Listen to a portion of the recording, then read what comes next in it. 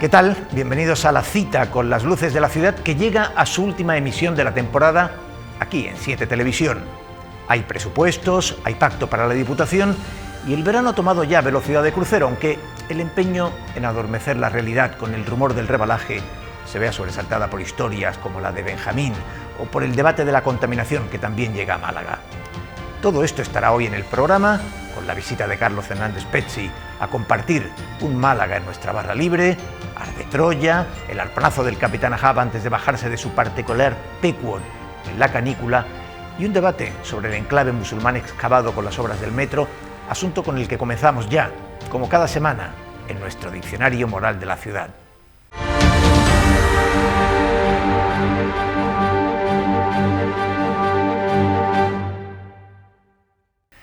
Tal vez todo malagueño debería saber, pero seguramente no sepa, que las obras del metro han permitido excavar un enclave de la Málaga musulmana, en principio datado entre los siglos XI, XII, XIII, amplio y en buen estado. Al pasar por la avenida de Andalucía en autobús, impresiona. Claro que si no pasas por allí en autobús, probablemente usted ni siquiera lo haya visto. Por eso algunos ciudadanos en las redes han llamado la atención sobre el extraño silencio de los medios, con la excepción de Málaga Hoy en los últimos meses y finalmente también la cadena SER. Aquí, donde hay vestiduras rasgadas y gritos en el cielo y en los titulares, si desaparece un comercio de los años 70, como si expoliaran nuestro patrimonio esencial, parece que se ha impuesto el silencio sobre este asunto. ¿Cómo es posible? Incluso a los menos partidarios de las teorías de la conspiración no deja de resultarnos demasiado raro. En esta ciudad tan ruidosa, si hay algo que se oye bien es precisamente el silencio. De ahí que sea inevitable preguntarse, ¿por qué tanto silencio? Cuesta creer en ningún pacto oscuro, en ninguna clase de omertá, pero también cuesta creer que sea casualidad. Era notorio que el metro destaparía restos arqueológicos, y así ha sido, que si un alfar de la época púnica que se remonta incluso al siglo VI a.C., que si la necrópolis romana de calle La Unión, que si almacenes de la URSS o necrópolis islámicas, que si un alfar almohade en la Plaza de la Solidaridad, que si la muralla y la puerta del arrabal de Atabanín en el Perchel, los restos del fuerte de San Lorenzo del siglo XVI que se han trasladado, todo esto era previsible. Pero los restos de los que hablamos, estos restos de la Málaga musulmana, que en el siglo XII ejercía de puerto natural del Reino de Granada para exportar seda y otros productos hacia los mercados mediterráneos, tienen otra escala, según los expertos. Así pues, ¿cómo es posible tanto silencio? A falta de una respuesta para esa pregunta, al final se ha abierto paso la teoría de la influencia política del metro y hay la publicidad institucional. Lo cierto es que el metro ha logrado silenciar desde siempre muchas de las polémicas que persiguen a esta infraestructura costosa y subvencionada, de impacto muy relativo en la movilidad urbana, pero que se activó como coartada para activar también Sevilla. Ahora, después de tanta bronca política, Moreno Bonilla y Bendodo se han comprometido a acelerar las obras del metro al centro. Y claro, los restos arqueológicos pueden ser un inconveniente, porque además ellos habían hecho circular la teoría de que la lentitud era una confabulación socialista contra Málaga. Mal asunto si ahora se les ralentiza. Quizá por eso la delegada de Cultura ha dicho que allí no parece que haya nada de calado suficiente como para que haya que paralizar la obra. En fin, tal vez todo esto sea lo que explique tanto silencio.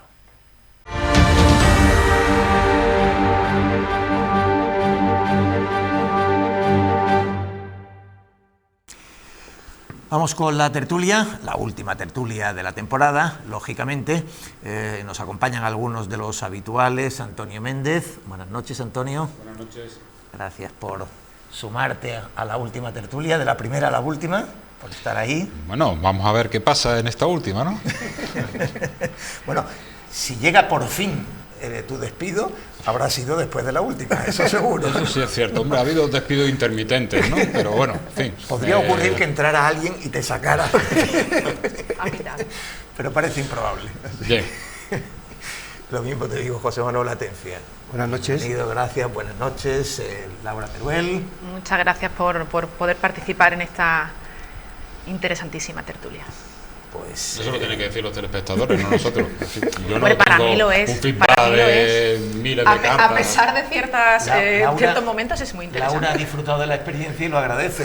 Es un carácter. Sabemos que otros no tienen exactamente el mismo. Bueno, José María de Loma. Buenas noches, Teo. Que por cierto sé que el diario La Opinión está preparando un buen trabajo sobre, me consta, sobre el asunto del que hablaba en la introducción, sobre esos restos arqueológicos, que luego el cara a cara, por cierto, con Mariano Vergara y Javier Bonet abordará también. Restos que han llamado mucho la atención de la comunidad arqueológica, académica, de voces del mundo cultural, pero que efectivamente se han prolongado bajo un extraño silencio durante todos estos meses. Sí, Mariano Vergara precisamente en el artículo de La Opinión este fin de semana lo ponía de manifiesto y bueno, la novedad es que son unos restos árabes que están fuera de lo que era considerado como la ciudad árabe convencional, ¿no? Lo que era intramuros, y pudo ser un barrio, una zona de comerciantes, los arqueólogos lo determinarán mejor, pero sí, parece que hay un extraño pacto de silencio. Las obras del metro tienen que pasar por ahí, las obras del metro tienen mucho retraso, las fotos son cada vez más ilustrativas, son cada vez, eso parece fascinante, ¿no? La auténtica ciudad que hay ahí, ocupa un buen trozo de la avenida Andalucía hasta la Alameda. Yo creo que de alguna forma deberían, cuando se determine el valor, conservarse, o que pudiera haber algún tipo de acceso que se pudiera ver, visionar de alguna manera, integrar, no sé, algo se hizo en el parking de la Plaza La Marina, por ejemplo, no sé, alguna solución más allá de la que yo me temo, que es que lo van a tapar después de un pacto de silencio político y adiós. La verdad es que en 2 días nosotros llegamos a dar 24 horas 2 noticias contradictorias. Primero, la importancia de esos restos arqueológicos que se iban a intentar conservar, y al día siguiente, desde otra versión de la propia Junta de Andalucía, que los restos se iban a enterrar porque había que enterrarlos. Es decir, que es curioso, ¿no? Lo que pasa es que en Málaga, con el tema de los restos arqueológicos, se nos vienen encima tantas historias que es tremebundo, ¿no? Saber que por un análisis, por un estudio en condiciones, después de ¿cuántos años de obra de metro llevamos? 11. Pues es complicado, ¿no? Vamos, yo no soy ningún especialista, lejos de ser especialista en eso, pero no sé, la fotografía y lo que se puede ver allí, vamos, impresionante. Se ven restos arqueológicos por una vez, porque por otras cosas claro, dicho ahí. Es que yo lo quiero decir, voy a grave. decir algo y igual estoy metiendo la pata desde el absoluto desconocimiento. Quiero decir, tengo un enorme recuerdo de la que se montó en esta ciudad con los restos que se encontraron en el aparcamiento de la Plaza de la Marina, ¿no? No, con los que no se encontraron. Bueno, vale. Y entonces, o sea, la polémica que hubo, muchas anécdotas que Antonio se las conoce infinitamente mejor que yo, de ir por la noche a hacer cosas y tapar y la universidad, y tenemos una cosa ahí absolutamente impresionante, y es verdad, ha llamado la atención. Hay una parte de responsabilidad también nuestra, ¿no? Quiero decirte, lo hemos sacado, incluso nos ha tenido que advertir a algún especialista de que ni los medios casi le estábamos haciendo caso. Vosotros si lleváis un poco más de tiempo desde el Málaga hoy, pero la última foto es que como si eso no ha salido en el momento, pero son impresionantes.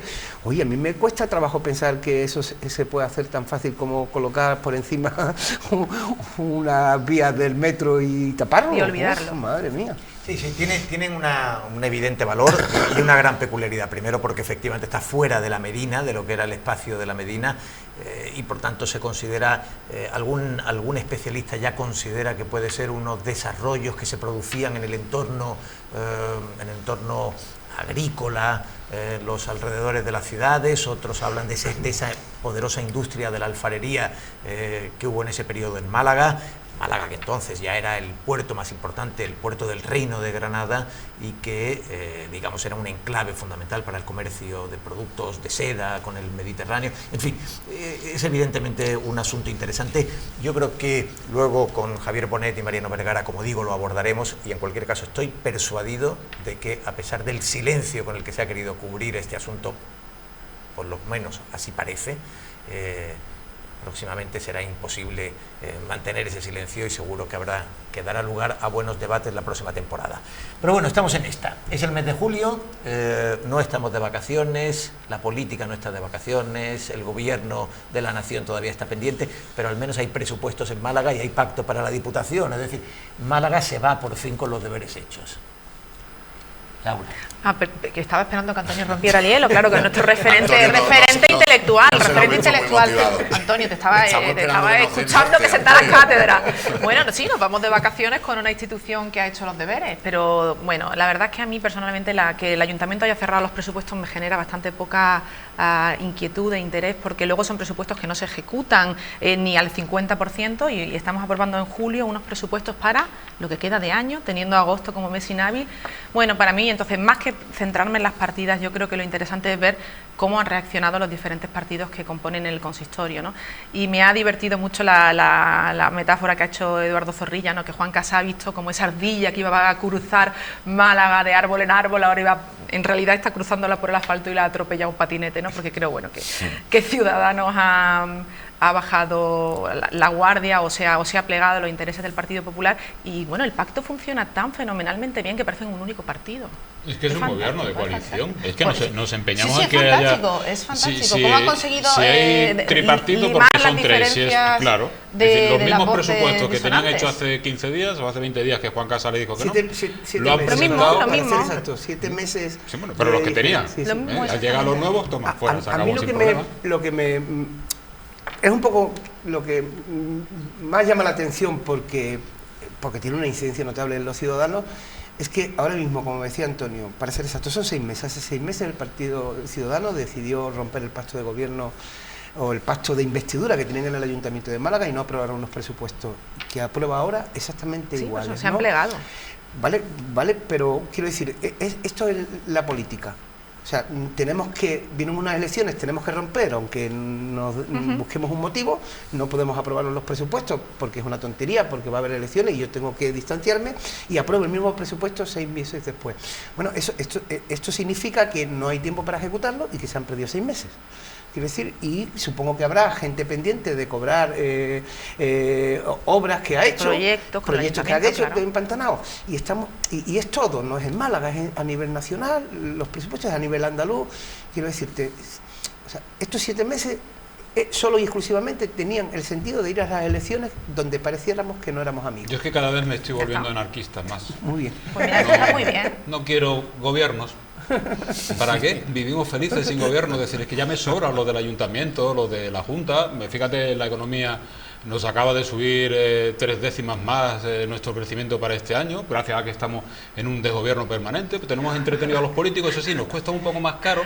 Pero relación causa-efecto la haces tú con mucha alegría. En Bélgica hubo 1 año y medio sin gobierno y fue uno de los momentos donde más subió la economía de ese país. Y Alemania también tuvo varios meses. Sí.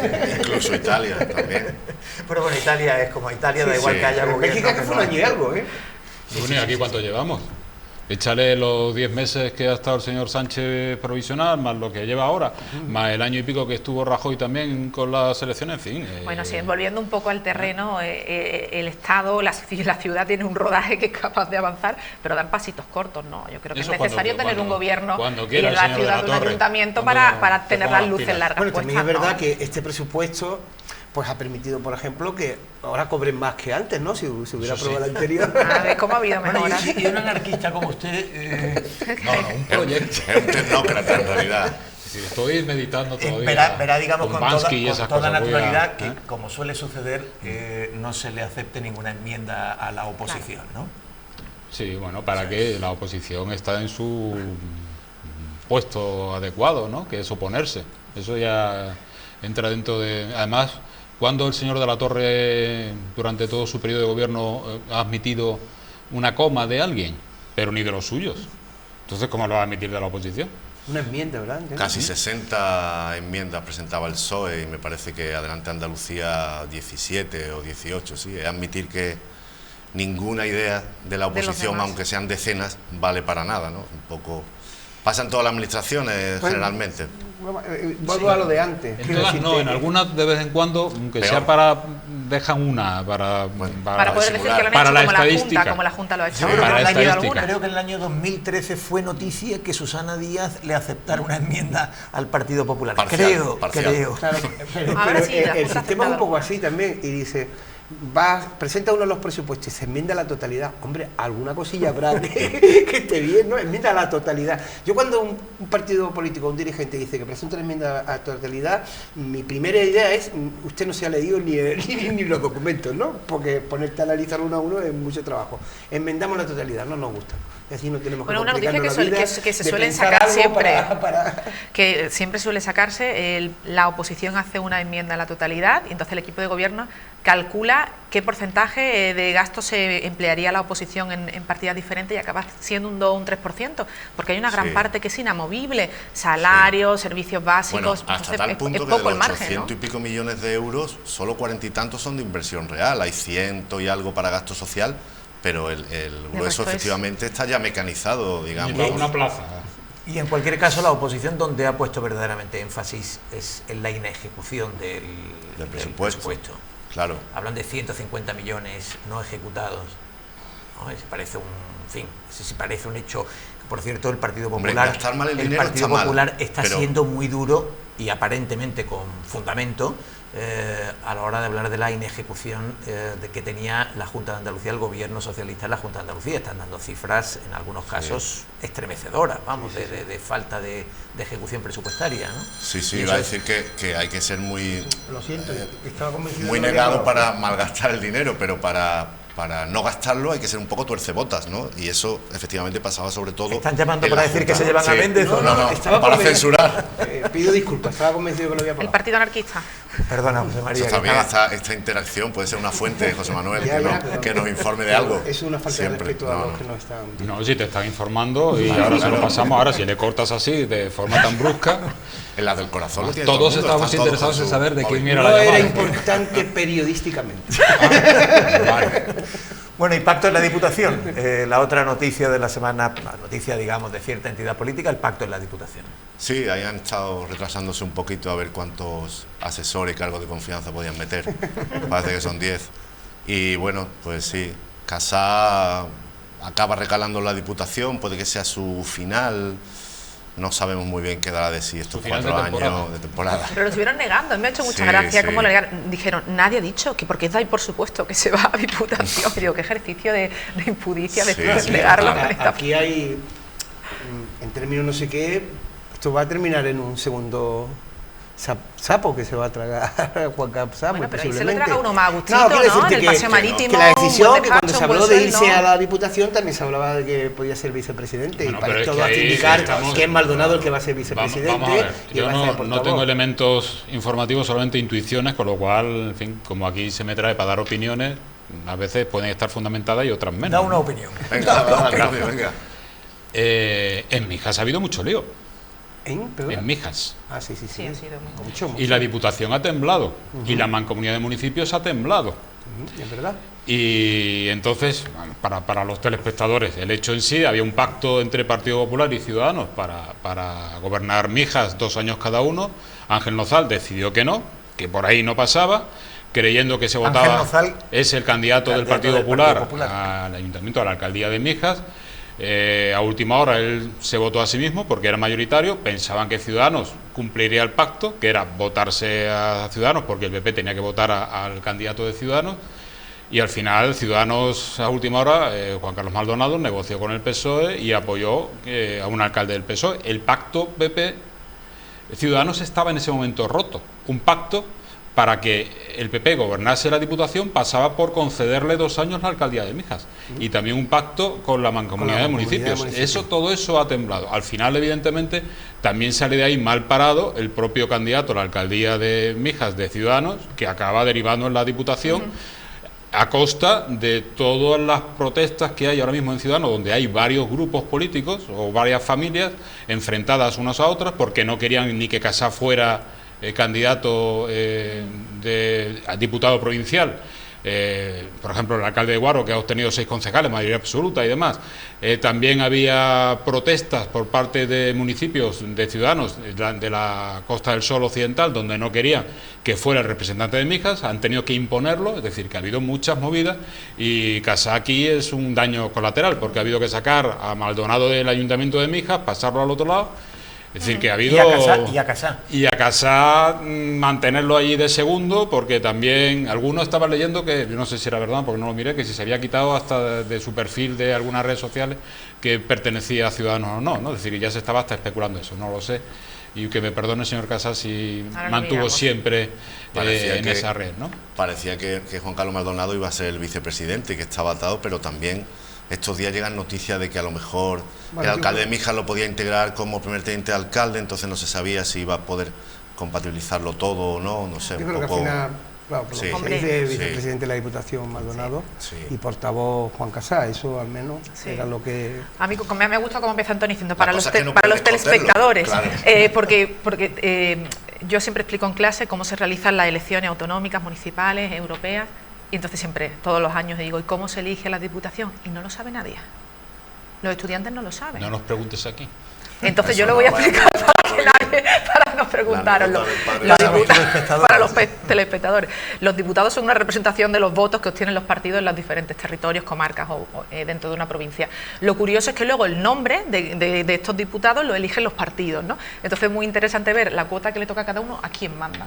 Entonces, retomando lo que tú decías de a quién ha mandado a Ciudadanos, ¿no? O lo que decía es, ha habido alcaldías en las que Ciudadanos ha tenido una mejor representación, pero eligen mandar a la Diputación, es como castigarte un destino maravilloso, como en la Diputación, a estos dos concejales. Bueno, se utiliza en muchas ocasiones la Diputación para recuperar, más que un castigo, no, para recuperar gente. Bueno, y para mantener el poder, para acomodar. Miremos quién ha mandado el PSOE, que la lista es realmente significativa, ¿no? El bastión susanista que queda en Málaga han ido todos recalando, casi todos en la Diputación. Sí, porque no, en ocasiones los que van a mandar buscan figuras que tengan cierta entidad y los que van a oponerse buscan el cementerio de ballenas de quienes han quedado fuera de juego, pues en fin, que al menos estén colgados del presupuesto. Suele suceder así. Pero hagamos algo, una breve interrupción para escuchar el Ars de Troya, último Ars de Troya también de la temporada, como es lógico, y continuamos enseguida con la tertulia.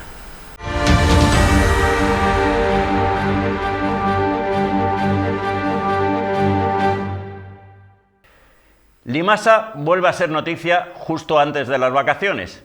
El alcalde pactó con el comité de empresa que sacaran adelante un convenio que empeora las condiciones laborales y económicas de sus trabajadores respecto al anterior vigente. A cambio, Paco de la Torre les concedía la conversión de 120 contratos temporales a fijos. El comité de empresa en funciones consiguió que se aprobara con más del 80% de los votos ese convenio gracias a dos trampas o falacias. La primera, vincular la municipalización de la empresa con el beneplácito a ese pacto laboral. Y la segunda, celebrando una asamblea en la que se mostró dicho convenio a través de una pantalla sin facilitarle a nadie el documento con anterioridad.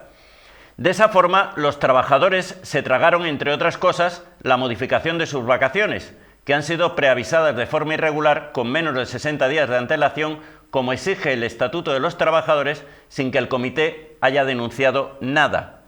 Pero, ¿quiénes son los 120 beneficiados con esa fijeza laboral? Dejando a un lado el bochorno que están provocando algunos representantes sindicales que se insultan e incluso llegan a las manos intentando colocar a su mujer o a su cuñada, el criterio lo aprueban de forma paritaria empresa y comité. De la Torre había dejado caer meses atrás que sería por antigüedad, pero ahora que su amigo Belmonte se ha portado bien y le ha sacado adelante su convenio, el del alcalde, lo normal sería que su Paco, el del comité, le regalara unos cuantos puestos fijos. La operación de enjuague ya está en marcha, solo hay que poner por delante a unos cuantos trabajadores por antigüedad, a modo de pantalla, y la mitad o más con el criterio de días trabajados, que es la forma en la que el comité y empresa pactan en la sombra a quienes le dan más jornadas laborales, adelantando así en la bolsa a otros compañeros que llegaron antes a Limasa. El plan debe perpetrarse antes de que la empresa sea completamente municipal, porque hacerlo después sería un escándalo que se tragaría exclusivamente Paco de la Torre.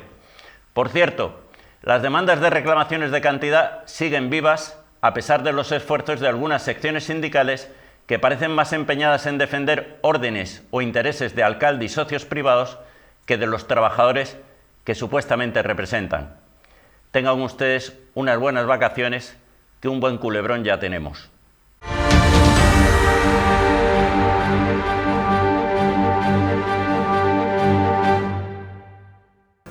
Bueno, durante el Ar de Troya inevitablemente hemos prestado atención, claro, a los argumentos de Curro Troya sobre Limasa, pero también ha continuado aquí el debate sobre la Diputación, ¿no? Es decir, La figura de Juan Casá sigue siendo una incógnita sobre cómo la van a resolver, porque lo que está claro es que tampoco lo pueden dejar como verso suelto. Es que es determinante la suma en Diputación y en el Ayuntamiento de Málaga. Es una persona absolutamente determinante. Si estiran mucho la situación y Juan Casá decide en un momento dado, pues, no sé, por ejemplo, abandonar Ciudadanos y pasar de un grupo mixto, las mayorías cambian en las dos grandes instituciones de esta provincia.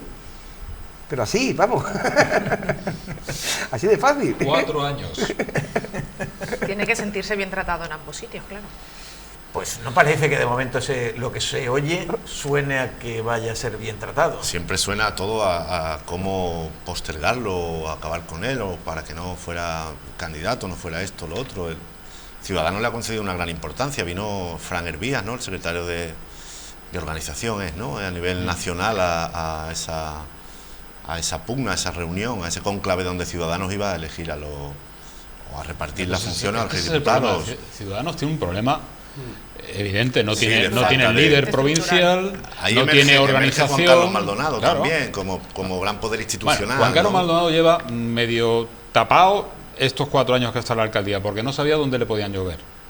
Si arriba en Madrid, si el de Málaga, si el de Andalucía. Es decir, es que es un partido que es no tiene implantación un territorial para desastre depender de unas organizativo, bases. porque no le ha interesado, al señor Rivera no le ha interesado, no quería varones, no quería nadie que pudiera toserle, y ahora claro, ahora ya empiezan a emerger pequeños poderes, aunque sea de un alcalde de una pequeña localidad, de pronto se ve que los ciudadanos lo han elegido y que puede alzar su voz, y ahora cuando va a alzar su voz, ve que no hay nadie, los diputados por un lado, los concejales, no, pero ¿quién es el que manda? ¿Quién es el que organiza?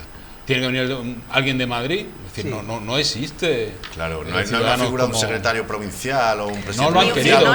Pero lo que tú dices, a medida que vayan tomando poder institucional, irán surgiendo baronías comarcales o regionales o de todo Pues, tipo. María, la sensación que da es que es un partido absolutamente vertical de Madrid delante de las instituciones y no hay un paso sin que se cuente. Y cuando hay un problema, baja alguien de Madrid a solucionarlo. Bueno, pues, no hay, vamos, además se nota en Andalucía también, o sea, en el ámbito autonómico es igual. Igual. Yo creo que una de las cosas que desde luego van a tener que gestionar el Partido Popular y Ciudadanos en la Diputación y especialmente en el Ayuntamiento de Málaga es la cuestión medioambiental, que está creciendo en Europa, ha planteado una demanda clarísima a Madrid y a Barcelona. En Madrid el nuevo gobierno municipal del Partido Popular y Ciudadanos precisamente ha mostrado una gran insensibilidad por Madrid Central, que se había convertido en una referencia polémica, ¿no?, de la gestión de Manuela Carmena, pero lo que queda claro es que más allá del fetiche ideológico que pueda haber sido para el Partido Popular y para Ciudadanos, esta es una cuestión que no se puede plantear en las estrategias partidistas. Es algo que se está tomando muy en serio en instancias europeas y es algo que, por ejemplo, ha llegado a Málaga, donde bien por el lado de la Fundación Unicaja o bien por grupos ecologistas ya se están diciendo, oiga, que tenemos la sensación a veces de que esta es una ciudad junto al mar, idílica y paradisíaca, pero aquí también hay problemas de contaminación. Bueno, yo estoy convencido que es el gran problema que tiene el mundo, el gran reto que hay, quiero decir, y no nos damos cuenta que está cambiando todo, el cambio climático es una realidad que ya vivimos prácticamente diariamente, ¿no? Bueno, estamos haciendo un mal mundo donde vivir. O sea, y va a llegar un momento en que no tiene capacidad para muchas cosas, ni para que podamos comer todo, ni los índices, por ejemplo, que estuve viendo hace relativamente poco sobre cuánta gente vamos a habitar el planeta en 10 o 15 años, es un dato que tira de espaldas, ¿no? Bueno, esto habrá que organizarlo de otra manera y algo mejor, ¿no? Y las ciudades empiezan a no ser o sea, en general, no digo no sé qué, no son ciudades cómodas para vivir, estamos creando, o sea, no nos damos cuenta, por ejemplo, los vehículos, es que es todo, ¿no? Yo creo que es el gran reto, tiene razón las instituciones no están haciendo excesivo caso a esto, tenemos muchos planes climáticos, pero la realidad es ninguna, quiero decir, la realidad, no he visto un presupuesto en ninguna institución pública donde desarrolle sustancialmente el principal problema que va a tener que son medidas esta poco, sociedad, ¿no? Son incómodas, ¿no? Son incómodas para un gobierno preocupado en el efectismo, en la medida a corto plazo, y estas son para muy largo plazo, parece que no lo vamos a ver, y además muchas vienen a contravenir la forma de vida en la que estamos instalados, ¿no? Claro. El uso del coche, las bolsas de plástico, las cosas desechables. Tiene que haber una concienciación ciudadana e institucional, ¿no? Vosotros citabais el Ayuntamiento, la Universidad de Málaga también va a aprobar una medida contra la emergencia climática. A mí me hace reflexionar cuando lo has dicho tú, Teo, y también lo leía, organizaciones piden que esto esté por encima de los partidos. Es que esto es complicado hacerlo por encima de los partidos, porque en España tenemos un expresidente del gobierno que negó el cambio climático. Tenemos un gobierno ahora en Madrid que ha... Bueno, fue su primo realmente. Bueno, el que se crea su primo. Luego tenemos un gobierno en Madrid que ha acabado con Madrid Central o que está intentándolo. Y hemos tenido otros gobiernos que han apostado tímidamente, pero por la energía renovable, ¿no? Entonces, es una cuestión tremendamente ideológica, y hay partidos a nivel europeo y a nivel y en América que han asumido esto con un mayor compromiso, y desde luego no son realmente los conservadores, ¿no? Va a costar mucho, pero en Málaga, Lomau, por ejemplo, ha dicho que en este siglo todo lo que está entre 1 y 2 metros por encima del mar va a acabar hundido. Nos dicen, va a subir el nivel del mar unos centímetros, y nos parece hasta gracioso.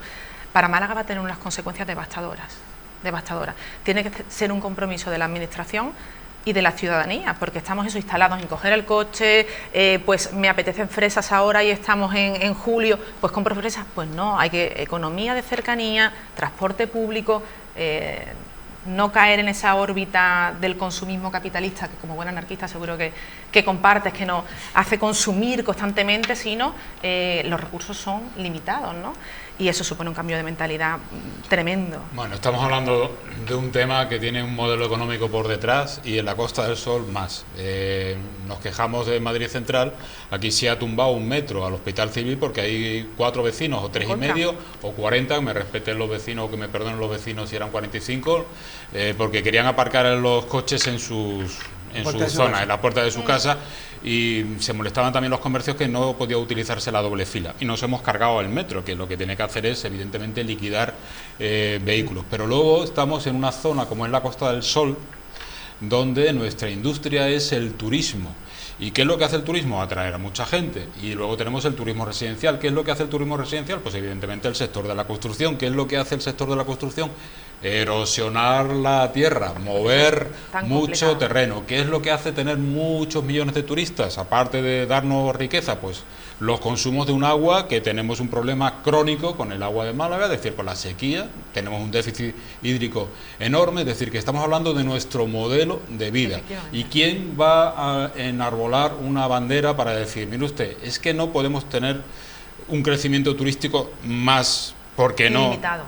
Lo que pasa, Antonio, que eso justamente yo creo que es lo que le da entidad al discurso de la llamada sostenibilidad. Es decir, tú tienes un modelo, pero ese modelo o admites que es insostenible o haces algo para que sea sostenible. Pero es insostenible también por la propia impericia de la administración. Es decir, llevamos a lo mejor 80 años para culminar el saneamiento integral de las aguas en toda la provincia que vive del turismo. Yo creo, por otra parte, que Málaga, que aún no es Barcelona ni Madrid en los niveles de contaminación, todavía la ciudad tiene una cierta oportunidad de hacer algunas conductas que prevengan males mayores, contaminación mayores, ¿no? No es Madrid y Barcelona, pero, bueno, pero tampoco es la ciudad del paraíso que algunos creen. Los datos de contaminación son importantes. La calidad del aire bien medida en algunas zonas de Málaga es bastante buena para lo que se despacha, ¿eh? Sí. Y en otras está contaminada como en cualquier otra gran ciudad, pero creo que todavía no ha llegado a unos niveles... unas jornadas que hicimos de turismo, alguien hace una reflexión que estaba bien, dice, ¿hasta cuándo va a ser una buena noticia un 5%, un 6, un 3 de incremento anual del turismo? Llegará un momento que tendría que dejar ya de ser buena noticia porque no vamos a caber, ¿no? Quiero decir, o sea, todos los parámetros que utilizamos para medir la calidad de nuestra industria, de nuestras cosas, es ir a más. En algún momento el parámetro de calidad podría ser ir a menos, ¿no? Quiero decir que el capitalismo es ir a más. En algún momento, pero habrá que replantearte. Eso implica un cambio total. Por ejemplo, el consumo eléctrico, pues ahora tenemos que pensar en energías renovables. Hubo un alcalde de Nerja una vez, que no me acuerdo quién era, que en una de esas dijo, ¿y cuántas viviendas se hace? Dice, nosotros este año 200 o 300 nada más, porque hemos decidido que el pueblo de Nerja siga siendo un pueblo, o sea, que tenga esto.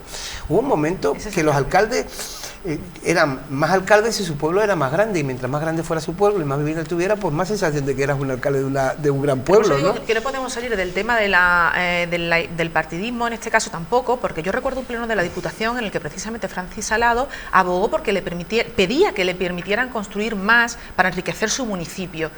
La izquierda le decía que había que poner límites, que no todo lo que se puede hacer lo aguanta el planeta, porque es que no es nuestro. Estamos aquí de paso y hay gente después que se merece vivir igual que lo estamos haciendo nosotros.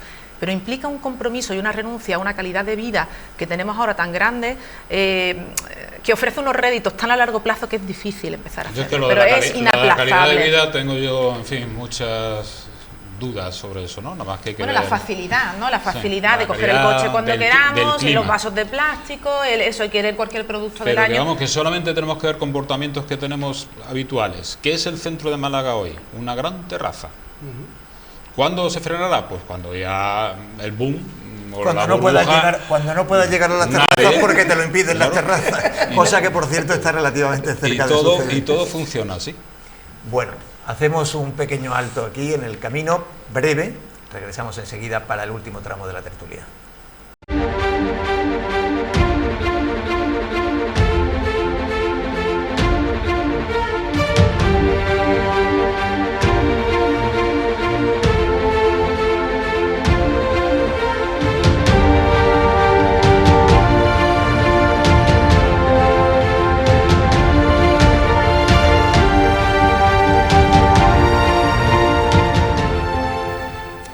Pues vamos con la parte final de la tertulia.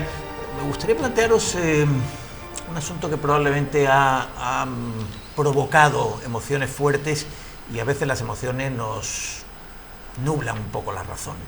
Pero es una historia, la de este niño de Marbella, enfermo con un tumor cerebral, que ha muerto, y que ha muerto sin que llegaran a tiempo las ayudas que le hubieran permitido tener, al menos en esa etapa final de su vida, un cierto confort. Ayudas para vivir en un edificio con ascensor. Era necesario que los bomberos fueran a subirlo y a bajarlo a pulso para que pudiera llegar a la calle. No era tampoco ningún impedido, iba a participar en unas olimpiadas de matemática, era un niño que asistía regularmente al colegio y que era bien apreciado por los profesores. Detrás de esta historia hay muchos elementos incómodos. Bueno, la primera reflexión que hay que hacer es que si tenemos una ley de dependencia en España que ayuda a este tipo de situaciones, y un niño de 8 años con un cáncer se muere antes de que se transmiten las ayudas, es un desastre, ¿vale? Eso de entrada. O sea, ustedes lo están haciendo mal. Esto no es un trámite burocrático, es una persona. A mí me parece, yo me quito el sombrero frente a los bomberos, a los chicos del gimnasio, como tú bien decías ayer también, porque lo leí, me llamó mucho la atención, contra el señor que tiene unos colchones y se los regala. Pero esa no es la sociedad en la que yo creo, ¿vale? Ni esa es la sociedad que yo quiero tener. Que una persona, unos bomberos tengan que ir a bajar a un crío para que pueda salir a la calle y que nadie me interprete que con esto estoy pensando, no, me quito el sombrero y que el sepelio lo paguen los bomberos. No, mire usted, perdone, esta es una sociedad, un estado de bienestar, pagamos nuestros impuestos y tiene que garantizar una serie de cosas. Esto yo me acuerdo también, algo que pasó, cuando pusieron en marcha los comedores de los críos que no podían en el instituto y se tiraron 3 meses, tú decías, o sea, ¿qué presupuesto autonómico de miles y miles de millones no es capaz de encontrar una partida para que los niños coman desde el 1 de septiembre, que es cuando empieza el colegio, y hay que esperar 3 meses? Es que eso, o sea, las cosas las hacemos mal. ya está muy bonito y le agradezco a los bomberos y a toda la gente eso, pero eso está mal. Desde luego, la forma en la que una sociedad cuida a los más dependientes dice mucho de ella. Eso es lo y que dice marca mucho de ella, ¿no? la sociedad que tenemos. Y muchas veces cuando se demonizan los impuestos, yo siempre pienso en gente pues como los que van a diálisis 2 veces en semana, o cualquier persona que necesite que le transporten en helicóptero porque tenga un infarto en un pueblo de la Serranía de Ronda. Cómo un Estado tiene que satisfacer las demandas no del que tiene oportunidades, sino del que no la tiene. Y si es un delito hacer algo mal, la inacción no lo es menos.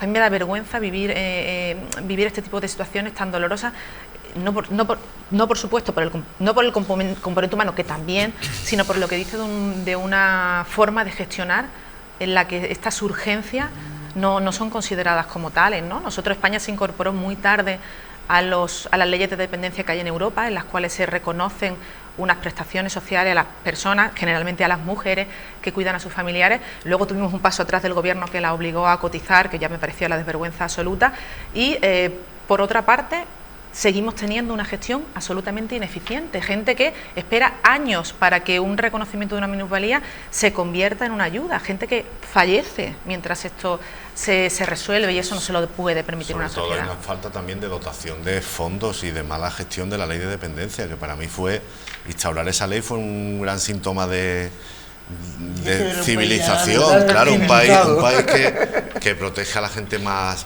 desvalida y más débil, que es donde puede ir mejor la solidaridad y el dinero y los fondos públicos. Pero la ley de dependencia en España está escasa de fondos, y esos fondos además han sido recortados con frecuencia.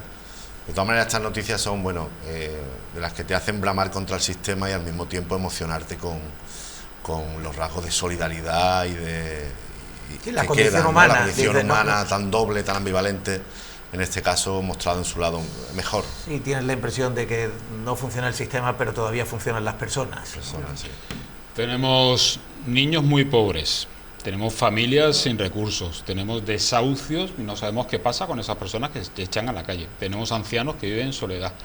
Tenemos una sociedad que se mueve por las estadísticas, que nos dice 70%, 60%, 80%, 2%. Ah, bueno, solo un 2%. Y nosotros seguimos viviendo, porque si no tampoco podríamos vivir. Esta sociedad es injusta y podemos decir siempre, cada vez que un caso llega a un medio de comunicación.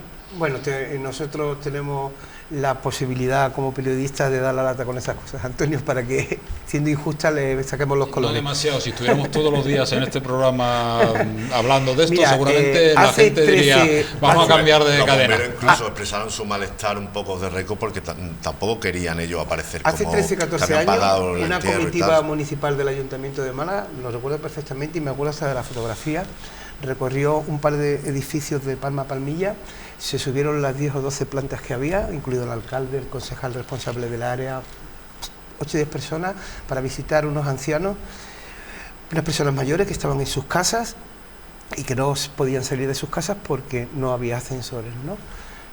Yo creo que recordar que estamos hablando de algo de 14 o 15 años, ni que deciros tiene que ninguno de esos edificios, porque se me quedó tanto que he ido siguiendo el edificio, sigue teniendo ascensores, no los tiene. En uno de esos edificios es el famoso de aquel donde entró todo el mundo y se quedaron sin luz y se tuvieron cerca de 2 años sin ningún tipo de luz, con vela, en la de calle Gabriel. Eso era uno de los que tenía ascensores, no tenía ascensores. Y os recuerdo que me parece que es una noticia de antes de ayer, el ayuntamiento da marcha atrás a una adjudicación de un ascensor en un edificio que después de año y medio adjudicado y no sé qué, el ascensor sigue sin colocarse. Esto no es normal.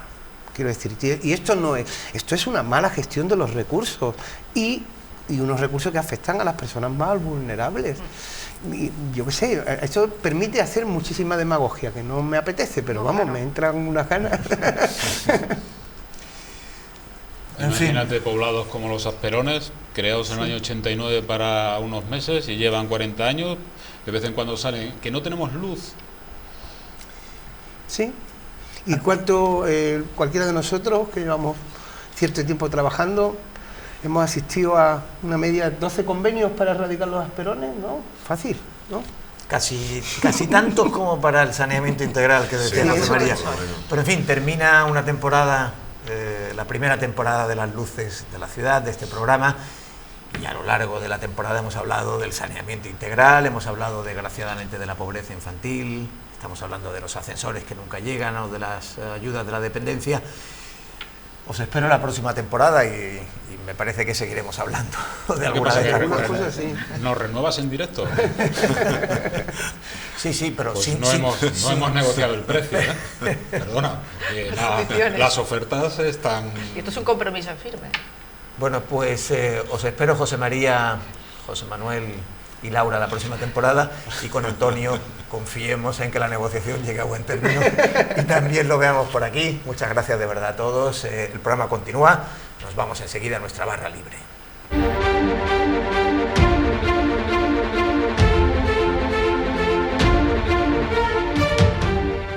Vuelve la cantera de Teresa Porras, ¿no? Es decir, que al fin y al cabo es una de las mejores canteras municipales de Málaga. ¿Qué necesidad tenía de subirse el sueldo 13.000 euros anuales? Aun entendiendo que esas casas perdieron valor, están en una zona que no era lo que le prometieron, ha supuesto que les rebajen unas multas que al resto de la ciudadanía no les rebajan. A mí me interesa saber el capital que tiene un concejal o un representante público cuando llega y el que tiene cuando se va. ¿Por qué el Partido Socialista ha conseguido aglutinar derecha e izquierda? Porque ellos no han conseguido aglutinar a la derecha. Hubo una obsesión tremenda porque no había ninguna universidad pública entre las 200 primeras del mundo. Reivindicamos, lógicamente, nuestra cultura y nuestra lengua, pero somos pragmáticos y conscientes de que jugamos en un mundo global donde, de alguna forma, el inglés es la lengua de la ciencia.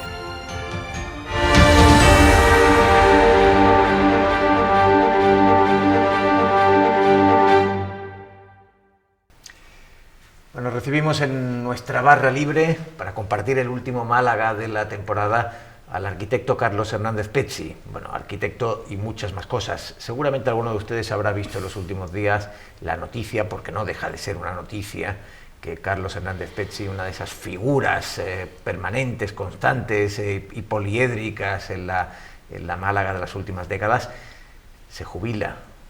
Carlos, bienvenido a esta barra libre.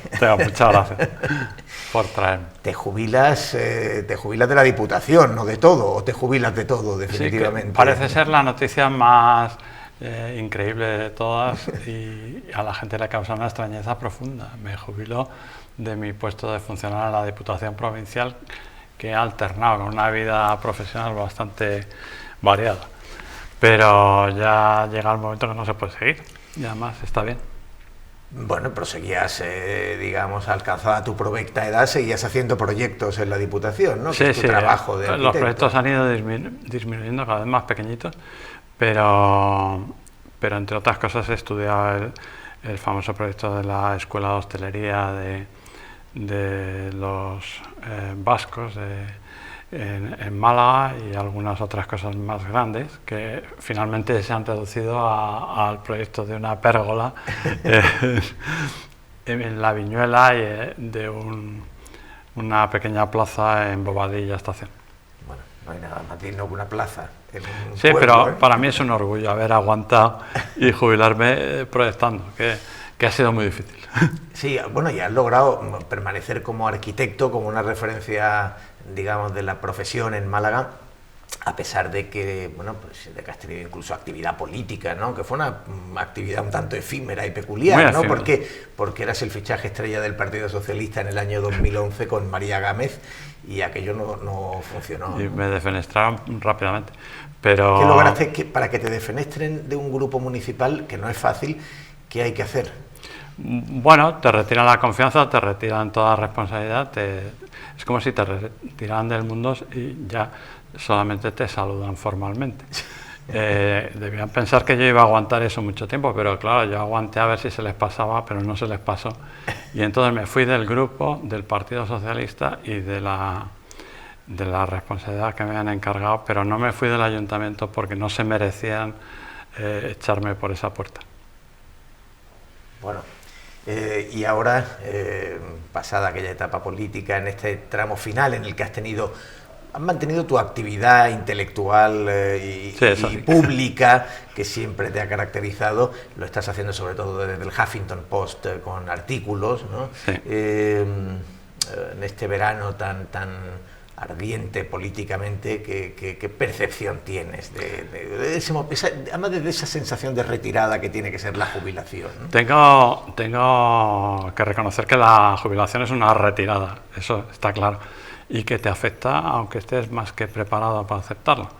Pero la situación política que estamos viviendo es, yo creo, a mi juicio, la peor que he vivido, en el sentido de que no quedan ilusiones a las que recurrir para salvar esto, ni a la derecha, ni a la izquierda, ni a lo que se llamaba antes el centro, ni en ningún sitio. Entonces, la verdad es que es una época, como todas, para decir adiós, mala, pero desde luego la satisfacción que da quitarse en medio de esta basura es un gustazo.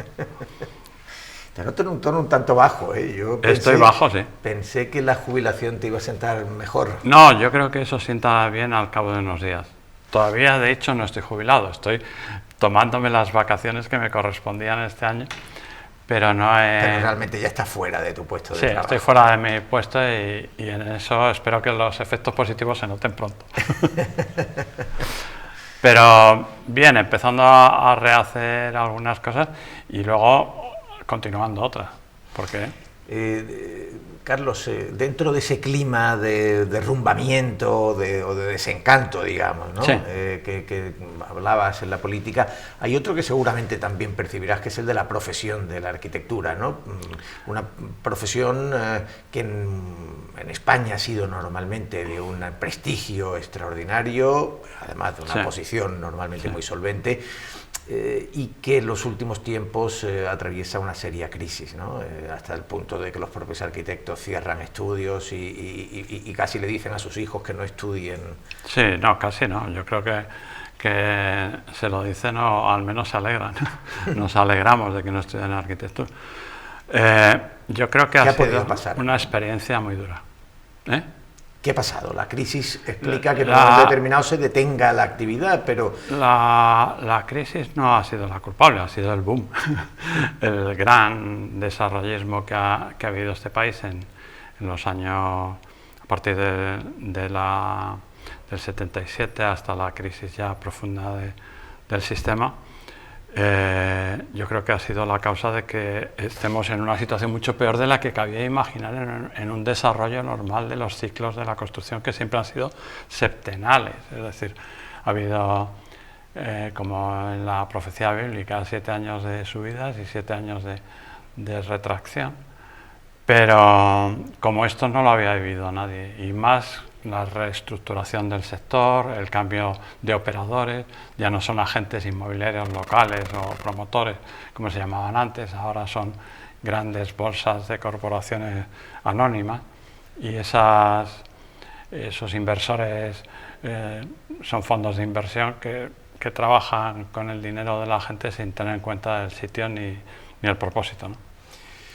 A ti te tomó esta crisis, te pilló presidiendo justamente los colegios de arquitectos de España. Pillé la época del alza, advertimos que no era normal lo que estaba pasando, en 2002, 2005, 2006, pero luego en 2007 el bajón que veníamos anunciando, porque no era posible crecimiento intensivo de demanda, oferta y precio, pues se vino todo abajo y claro, no te queda muy buena sensación de haberlo advertido. Pero realmente después de, como tú dices, la construcción siempre ha sido cíclica, ha tenido periodos expansivos y periodos de contracción, pero en este momento estamos de nuevo en un periodo expansivo. Es evidente que la construcción en términos generales y especialmente de segundas residencias en zonas turísticas está teniendo de nuevo una actividad fuerte.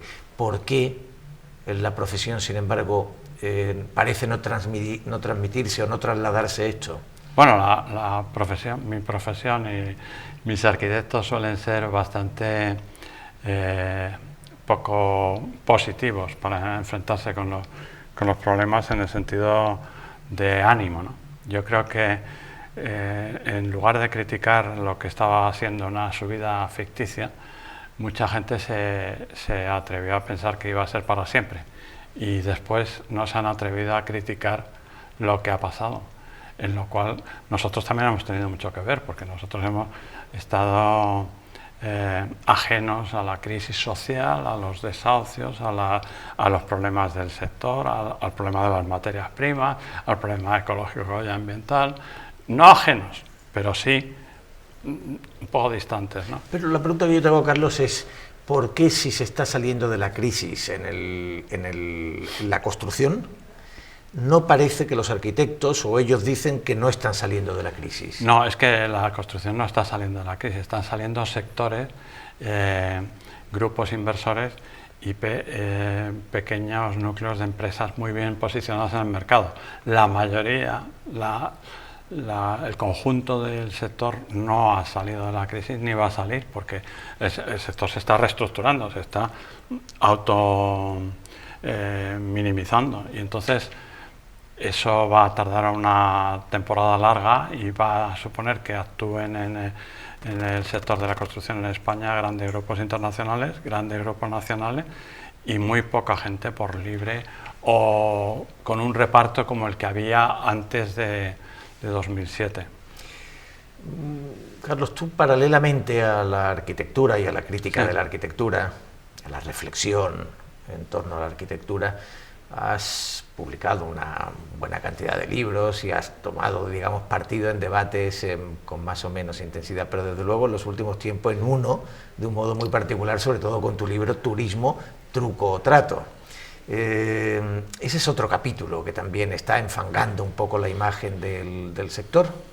Sí, el sector es muy acrítico porque antepone intereses mercantiles de otros, además, no del propio sector de la construcción, o de fuera. Por ejemplo, en el caso de la torre del puerto, pues se anteponen los intereses del jeque y de la inversión particular de un proyecto estrafalario a los intereses que pueden ser valiosos y completamente legales y de hacer construcciones en la altura. O sea que el problema de nuestro sector es que es bastante acrítico en cuanto se propone construir, pero no de construir o construir de otra manera. Es decir, no se hace una bandera como en otros países, por ejemplo Finlandia, de la construcción sostenible o de la construcción habitable o de la construcción socialmente responsable. Y para ti el tema de la turistificación y del turismo, el impacto que tiene en las ciudades, y Málaga es un caso muy característico, exactamente, ¿cuál es el problema para ti? Para mí, que soy un blando, pese a todo lo que se diga, que tengo posiciones muy moderadas respecto al turismo y a la corrección de las puntas del turismo y al reparto de los ingresos del turismo. Soy bastante cuidadoso porque sé que el turismo es una gran industria en España y que la tenemos que cuidar. Pero para mí el problema está en que nosotros no hemos pensado más que en un tipo de turismo, que es el turismo que va a por todas, insostenible, cada vez más, a costa de lo que sea, y que en la provincia de Málaga ha dejado estragos. En Marbella ha dejado estragos y también en otros territorios de la Costa del Sol, como la Sarquía o zonas que no se pensaban tan directamente turísticas como el interior, ha sido un impacto severo, que en otro país no se hubiera consentido, ni siquiera en otra autonomía. Esta apertura cosmopolita de Málaga hacia el exterior tiene muchas ventajas, pero también tiene la desventaja de que a veces se nos va la olla y hacemos todo para el beneficio de los demás, no para... La destrucción a toda costa, como dice Greenpeace, es evidente, ¿no? Es decir, los estragos que tú señalas en el litoral son muy notorios, en algunas zonas de Málaga desde luego, y las fotografías aéreas desde el mar son muy impactantes. ¿Y en Málaga ciudad?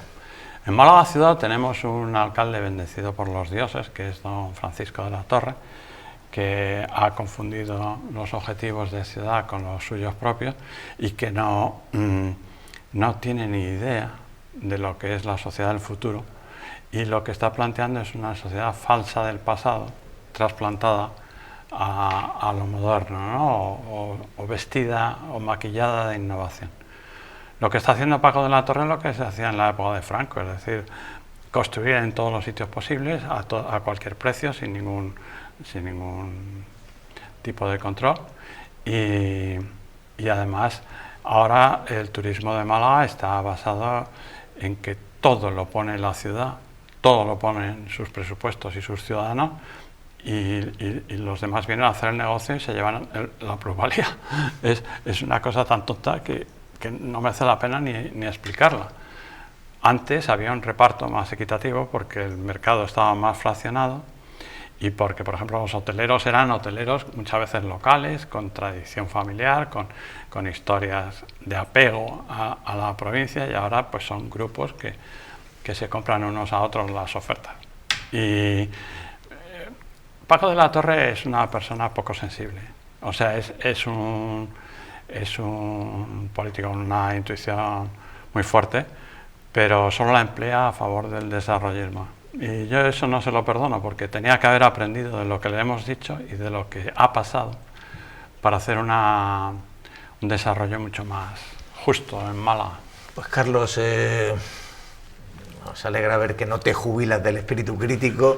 Ha sido un placer que nos acompañes esta noche y desde luego confiamos en seguir leyéndote. Tú dices con tu característica moderación, en todo caso moderada o inmoderadamente, seguir leyendo tus opiniones, que por lo menos eso sí seguro siempre han sido muy libres. Sí, digamos que soy moderado respecto al turismo, pero eso no se entiende. Pues nada, Carlos, muchas gracias por traerme a este programa. Y continuamos, antes de que cerremos la temporada y de que se baje del Peakwood, el capitán Ahab tiene aún un último arponazo que dar. Quédense con él.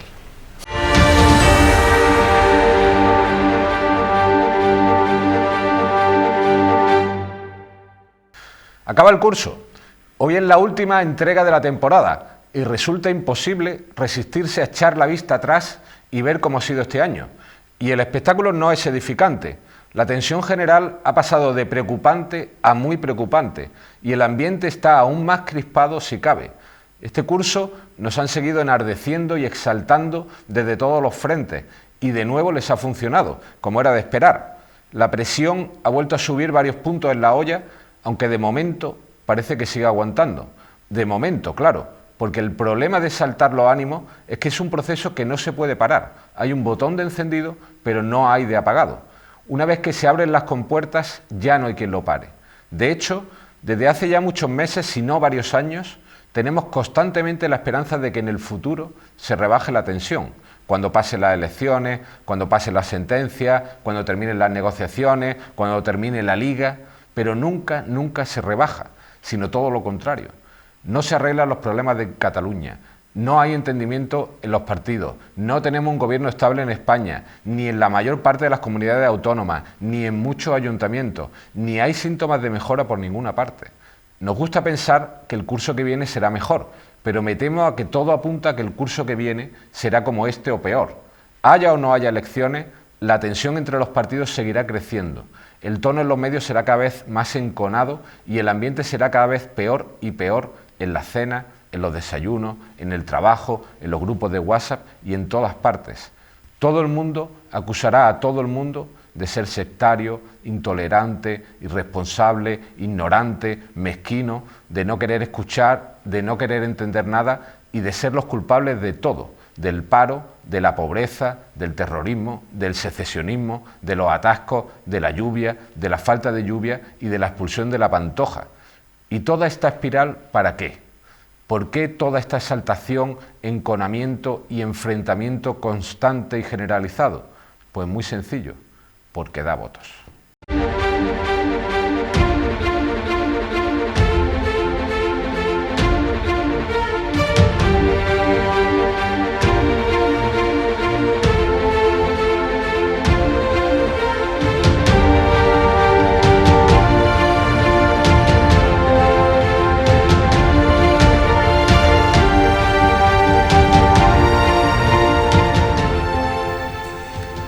Llegamos a la última parte del programa, del último programa de la temporada, y vamos a detenernos en este asunto que hemos anunciado al comenzar esta emisión, en nuestro diccionario moral de la ciudad, a propósito del extraño silencio sobre los restos arqueológicos de la Málaga musulmana, esos aparentemente muy interesantes y muy notables restos de la Málaga musulmana que se han encontrado al excavar las obras del metro en el entorno de la Avenida de Andalucía. Como decíamos, a lo largo de la red del metro se han ido produciendo hallazgos arqueológicos que han merecido diferentes respuestas, pero estos deberían, por su entidad, haber suscitado un debate interesante, han llamado la atención, por supuesto, de la comunidad académica y han provocado, decíamos, un extraño silencio en la ciudad.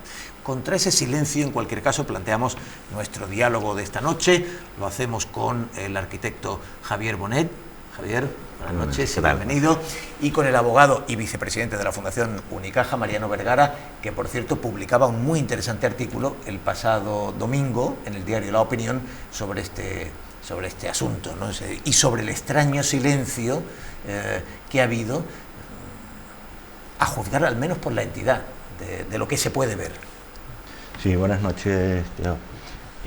Sí, bueno, yo escribí el artículo porque precisamente por la razón que tú dices, porque paso todas las mañanas por allí en autobús y entonces pues veía que conforme iban pasando los días y las semanas, el área se iba agrandando, es decir, cada vez era mayor, cada vez veía que los restos que iban apareciendo tenían un interés mayor también porque empezaron a aparecer líneas que parecían calles, porque otras conducciones que parecen claramente y que son saneamiento, y entonces pues yo veía que nadie hablaba de eso.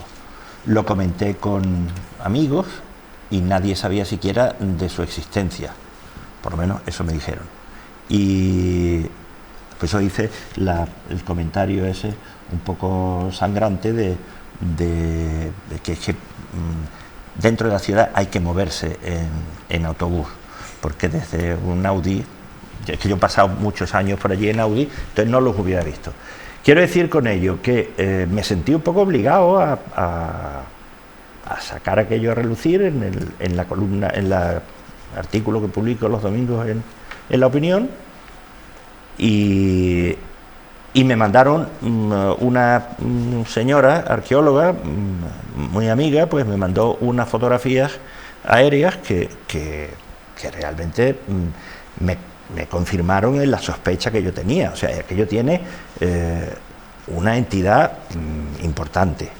Yo no soy arqueólogo, pero en fin, algo de historia y algo de arte sé, y luego me lo corroboraron amigos arquitectos. Ya le comentaba a Javier antes, y yo pues, lo comenté con Gabriel Ruiz Cabrero, y Gabriel me llamó y me dijo, hombre, esto sinceramente, esto es de mucha entidad, ¿eh? No, la verdad que con algunos medios han hablado arqueólogos que han destacado el gran valor, ¿no? Y en cualquier caso, Javier, nos encontramos con el eterno debate que en ciudades como Málaga son inevitables, que es el conflicto entre desarrollo, construcción y a la vez patrimonio arqueológico. Claro, es un debate anunciado, es decir, pensar que en una ciudad como Málaga vas a excavar en esos sitios y no vas a encontrar nada es un tanto ingenuo. O sea, yo creo, si no se sabía, por lo menos se intuía que hay algo, como ya ha ido apareciendo cosas en el Perchel, etcétera, etcétera. Las obras van por delante de la realidad del metro, de donde está localizado el metro, pero van avanzando por delante, avanzadilla, y ahí hay hay unos arrabales, como se sabía, de una ciudad musulmana. ¿Qué pasa? Que hay un conflicto entre dos tipos de progreso, el progreso de la técnica o de la movilidad urbana, del metro, y el progreso de la cultura. Málaga, siendo ciudad cultural, no puede obviar este hallazgo, con lo cual, ¿qué hacemos? Pues va a haber un debate seguro, porque eso lleva tiempo. Entonces, las soluciones, pues no lo sé, pero algo hay que hacer, y que va a ser un tema que no va a ser rápido. Curioso que dice Javier que va a haber debate seguro, y lo que nos ha llamado la atención es precisamente la ausencia. No haya habido debate. Claro, no sé si pensáis, yo tengo la intuición de que el metro, que ha sepultado tantas polémicas y tantos debates, ha sido el que ha logrado acallar esto. Yo creo que una cosa que ha dicho Javier es muy interesante, es decir, depende de lo que se entienda por progreso. Claro. O sea, ¿es progreso el metro, o es progreso ser extraordinariamente civilizados y conservar el pasado, entre otras cosas porque a mí me preocupa muchísimo la falta de señas de identidad de Málaga. Por eso tengo el jaleo que monté también con lo de Ciudad del Paraíso, de ponerlo en el panel, en el subida entre a la Alcazaba y tal y cual, porque creo que una ciudad que ha llegado a un nivel de... Yo creo que Málaga no es una ciudad cultural todavía, desgraciadamente. Es una ciudad, no es una ciudad culta, sino una ciudad con espacios culturales, que no es lo mismo. Entonces, creo que estamos a tiempo de recuperar las señas de identidad de esta ciudad. Y claro, es que no podemos olvidar que Málaga, nos guste o no nos guste, fue árabe pues desde el siglo VIII hasta el siglo XV, que son mucho tiempo, ¿eh? Quiere decirse que el sustrato árabe en la ciudad es muy importante. Por eso yo no voy a entrar en soluciones técnicas porque desgraciadamente no las conozco, pero amigos arquitectos me dicen, igual que tú, que soluciones hay. Sí. Es que hay primero un tema de valoración, que este sería el tema siguiente, claro. Valoración no política, sino científica, urbana, cultural, patrimonial, de lo que se ha encontrado. A lo mejor no es tanto, o a lo mejor el informe que hagan los arqueólogos de gerencia, que supongo que ya lo están haciendo, o que lo han hecho ya, puede estar en contradicción con el informe luego de cultura. Sería esta como la primera, o sea, por ahí hay dos informes, o sea, tiene un valor, yo creo, y luego hay un valor de posición, hay un valor de una ciudad que eran arrabales, es verdad, pero que se puede integrar en un proyecto arqueológico de una cierta categoría para la ciudad. Pues ese sería yo creo, en lo que sería un debate, es decir, cómo hacer esto, porque si la estación, por ejemplo, del metro, que sería otro debate, fuera allí, se podía integrar, y hay soluciones. Por ejemplo, en Granada, creo que era Alcázar del Genil, o una estación, se encontraron unos restos, se llamó a un arquitecto y los integró en una solución fantástica con de arqueología estación. Como la estación no va ahí, ¿qué vas a dejar una grieta en la ciudad, en la arteria más importante de la ciudad? A lo mejor no se puede dejar una grieta. Entonces, conservar no es exponer, es proteger, pero si tiene un valor, que yo creo que lo tiene, pues a lo mejor hay que replantearse el metro. Ese sería un poco el tema, ¿no? Creo yo. O sea, sí que hay soluciones, claro que las hay. Hombre, lo de replantearse el metro a estas alturas, después de lo que hemos sufrido, no sé cómo se podría hacer, pero vamos, yo estoy convencido que eso, y además, es más, yo creo que eso hay que mostrarlo, porque eso sí es la base de esta ciudad. El Pompidou es maravilloso, pero es algo, en definitiva, ajeno a la esencia de la historia de Málaga. Esto no, y además, sinceramente, ahí lo que se ve es un barrio hecho de barro cocido, bueno, donde que Málaga ha tenido una importancia extraordinaria en ese mundo. Tampoco olvidemos el tema, la empresa cultural que nosotros teníamos de Sirtu hizo una exposición en la Alcazaba sobre la loza dorada que se hacía en Málaga. La loza dorada en Málaga era prácticamente desconocida y resulta que en el Hermitage hay un gigantesco... Está considerada una de las grandes cerámicas de la historia. Claro. Entonces, ¿dónde estaban eso? Porque yo después ya me he puesto a estudiar y a leer, y parece ser que allí lo que había era un barrio, una zona. Lo primero que me chocó fue que estuviera extrarradio de la muralla, pero claro, es verdad que había arrabales fuera. Y esto no era un barrio de alfareros, era un barrio, por lo visto, de cesteros y gente que trabajaba mimbre y caña y tal y cual. Pero, bueno, vamos a ver, el Perchel. ¿Por qué el Perchel está donde está? Pues porque ahí había salazones de pescado, ¿vale? ¿Esto pudo ser el origen del Perchel, uno de los orígenes? Pues mire usted, no lo sé, pero creo que esto es un tema a estudiar. En cualquier caso, pertenece a un periodo importantísimo e interesantísimo de Málaga, en el que Málaga se convierte en el puerto del Reino de Granada. Exacto. Y por tanto en un enclave fundamental para el comercio del Mediterráneo. Sí, pero que la ciudad viva tiene que convivir con la ciudad muerta. Lo que no puede ser es que, porque haya aparecido una... Vamos a ver, lo que no puede es tapar la arteria más importante de la ciudad, o vamos a ver, claro. Si no, Roma no existiría. Si todo fuera el foro romano, pues no existiría lo demás. Es decir, no podemos... Hay que conjugar, y eso requiere un proyecto. Yo creo que esto requiere una solución, por eso tiene que haber un debate en ese sentido. técnico y de una solución porque la entidad lo requiere.